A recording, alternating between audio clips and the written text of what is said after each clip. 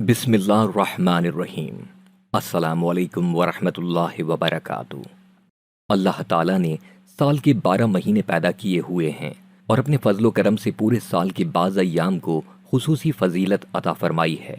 इन महीनों में मुहर्रमुल हराम का महीना ऐसा महीना है जिसको कुरान करीम ने हुर्मत वाला महीना करार दिया है। और फिर मुहर्रमुल हराम में मुहर्रम की 10वीं तारीख, जिसको आमतौर पर आशूरा कहा जाता है, जिसके मानी हैं 10वां दिन।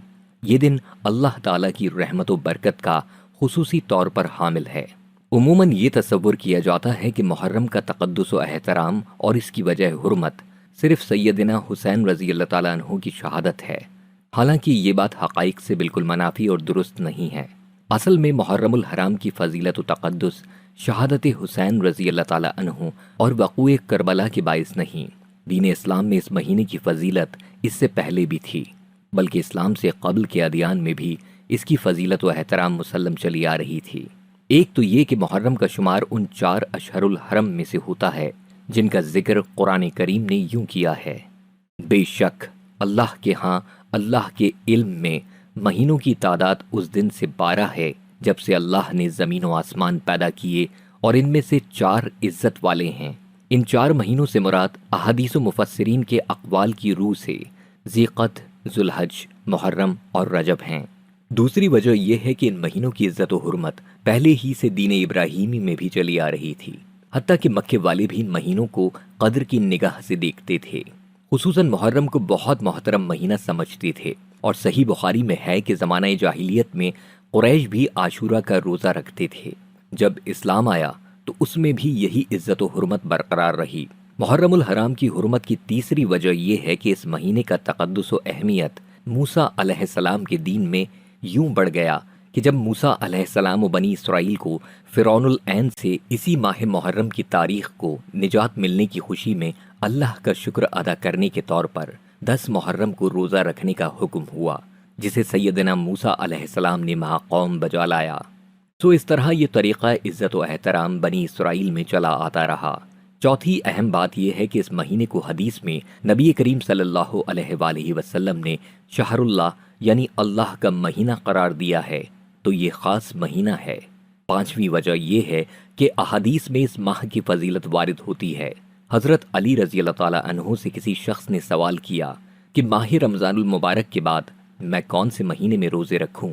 तो हज़रत अली रज़ी अल्लाह ताला अन्हु ने जवाब दिया कि यही सवाल एक दफ़ा एक आदमी ने रसूल अल्लाह सल्लल्लाहु अलैहि वसल्लम से भी किया था, और मैं पास बैठा था।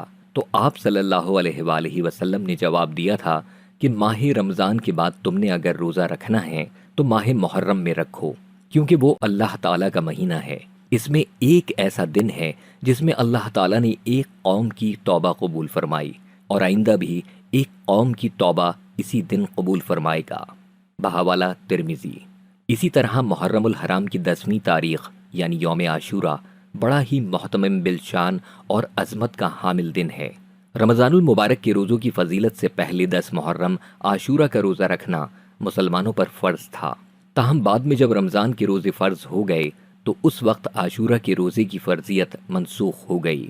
लेकिन नबी करीम सल्लल्लाहु अलैहि वसल्लम ने आशूरा के दिन रोज़ा रखने को सुन्नत और मुस्तहब करार दिया, और नबी करीम सल्लल्लाहु अलैहि वसल्लम ने इस दिन के रोज़े की अहमियत यूं बयान फरमाई, मुझे अल्लाह ताला की रहमत से ये उम्मीद है कि जो शख्स आशूरा के दिन रोज़ा रखेगा तो उसके पिछले 1 साल के गुनाहों का कुफ़ारा हो जाएगा। इसी तरह 10 मुहर्रम के दिन अल्लाह ताला ने हज़रत मूसा अलैहिस्सलाम और उनकी कौम को फ़िरौन से निजात दिलाई, तो हज़रत मूसा अलैहिस्सलाम ने उस दिन बतौर शुक्राने के रोज़ा रखा। इसलिए यहूदी भी इस दिन शुक्राने के तौर पर रोज़ा रखते थे। नबी करीम सल्लल्लाहु अलैहि वसल्लम के इल्म में जब से ये बात आई तो आप सल्लल्लाहु अलैहि वसल्लम ने फरमाया, हम मूसा अलैहिस्सलाम के तर्ज़ अमल को अपनाने के लिए तुम यानी यहूदियों से ज़्यादा हकदार हैं। सो आपने खुद भी 10 मुहर्रम यानी आशूरा का रोज़ा रखा, और सहाबाए कराम रज़ी अल्लाह ताला अन्हु को भी रोज़ा रखने का हुक्म दिया। नबी करीम सल्लल्लाहु अलैहि वसल्लम ने हमेशा अपनी हयात में आशूरा का रोज़ा रखा, मगर वफ़ात से पहले जो आशूरा का दिन आया था तो आपने रोज़ा रखा, और साथ ही ये भी फरमाया कि 10 मुहर्रम को हम मुसलमान भी रोज़ा रखते हैं और यहूदी भी। इसलिए अगर मैं आइंदा साल हयात रहा تو صرف عاشورہ کا روزہ نہیں رکھوں گا بلکہ اس کے ساتھ ایک روزہ اور ملاؤں گا، یعنی 9 محرم یا 11 محرم کا روزہ بھی رکھوں گا، تاکہ یہودیوں کے ساتھ مشابہت ختم ہو جائے۔ یہاں ایک قابل غور بات یہ ہے کہ نبی کریم صلی اللہ علیہ وآلہ وسلم نے غیر مسلموں کی مشابہت عام زندگی میں تو کجا، عبادات میں بھی آپ صلی اللہ علیہ وآلہ وسلم نے اس سے احتراز فرمایا اور صحابہ کرام کو بھی حکم دیا۔ اس کے علاوہ محرم الحرام میں بہت سے اہم واقعات شہادت حسین رضی اللہ تعالیٰ عنہ سے قبل تاریخ کے اوراق میں وقوع پذیر ہوئے، جن کی تفصیلات کچھ یوں ہیں۔ نبی کریم صلی اللہ علیہ وآلہ وسلم کو کفار مکہ نے یکم محرم کو شعب ابی طالب میں محصور کیا تھا۔ خلیفہ ثانی سیدنا عمر فاروق رضی اللہ تعالیٰ عنہ کی شہادت یکم محرم کو ہوئی۔ مشہور صحابی میزبان رسول صلی اللہ علیہ وآلہ وسلم سیدنا ابو ایوب انصاری رضی اللہ تعالیٰ عنہ کی وفات بھی یکم محرم کو پیش آئی۔ اس کے بعد اتفاقی طور پر اسی محرم کی 10 تاریخ کو نواسہ رسول صلی اللہ علیہ وآلہ وسلم سیدنا حسین رضی اللہ تعالیٰ عنہ کی شہادت کا حادثہ فاجعہ بھی واقع ہوا۔ الغرض ان تمام تفصیلات سے یہ بات واضح ہو گئی کہ ماہ محرم الحرام کو حرمت والا مہینہ صرف شہادت سیدنا حسین رضی اللہ تعالیٰ عنہ یا واقع کربلا کی وجہ سے نہیں، بلکہ اسلام اور اس سے قبل کے ادیان میں اور تخلیق کائنات کے دن سے ہی اس کی تقدیس و حرمت چلی آ رہی ہے۔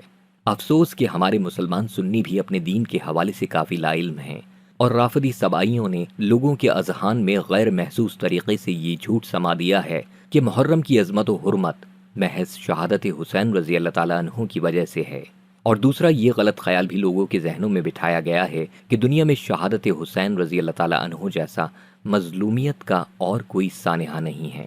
بے شک یہ اپنی جگہ ایک مظلومیت کا سانحہ ضرور ہے، لیکن اس سے قبل بھی کئی زیادہ دلسوز اور مظلومیت کے بے شمار واقعات تاریخ اسلام میں جا بجا موجود ہیں، جن میں سے ایک واقعہ خلیفۃ الرسول امیر المومنین سیدنا عثمان غنی رضی اللہ تعالیٰ عنہ کی شہادت ہے، جن کو سبائیوں نے بڑی بے دردی سے شہید کیا تھا۔